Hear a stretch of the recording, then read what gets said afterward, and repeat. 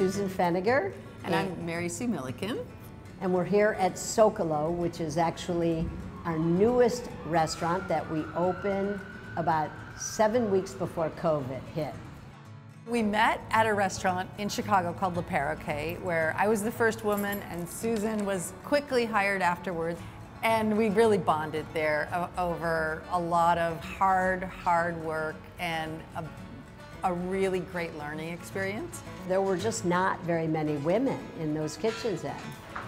And then I moved to LA, started working at Ma Maison, and after about a year, both of us, we reconnected and we were on our way to France. Mary Sue in Paris, me in the south of France, and we literally ended up in France for about a year at the same time, stayed connected, and at the end of that period of time, we were in Paris and we thought, we should open up a restaurant together. We had no money, no nothing, but we decided we just couldn't figure out what city we were gonna do it in, and we ended up deciding on Los Angeles.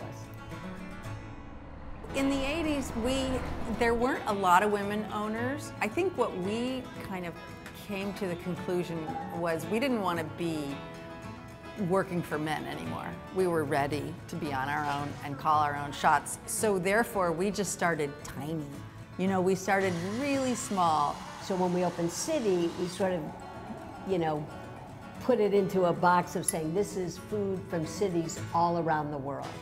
And I think living in LA made it really, you know, it just seemed like people in LA were willing to try and experiment with things. We give back in so many ways to so many different things and things that are important to us and to our team. But we have been, you know, also feeding the homeless and seniors or those food insecure.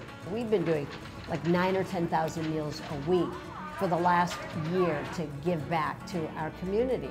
What a restaurant is a team, you know, like a sports team or like a theater group, you know, and you're getting ready for the curtains to open and to be on and firing on every cylinder. The pandemic has really, you know, magnified the things that we took for granted in some ways, like sporting events and being in restaurants together and the importance to our communities. And people have missed sports so much during this pandemic. And, you know, we love sports, you know, especially we love feeding people in sports, Yeah. sports arenas. That's sort of my favorite part.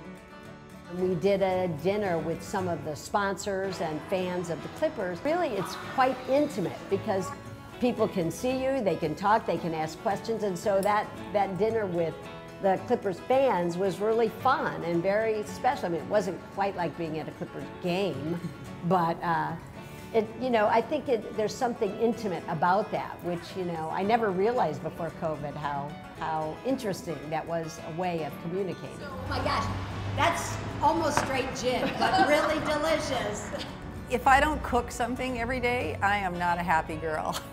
So I still go to the farmers markets. I still am, you know, dreaming up ideas for the chefs to play with, and I'm playing with food at home, and I come in and I work with them also. So it's definitely, I don't think I'll ever stop loving cooking. That just makes me so happy.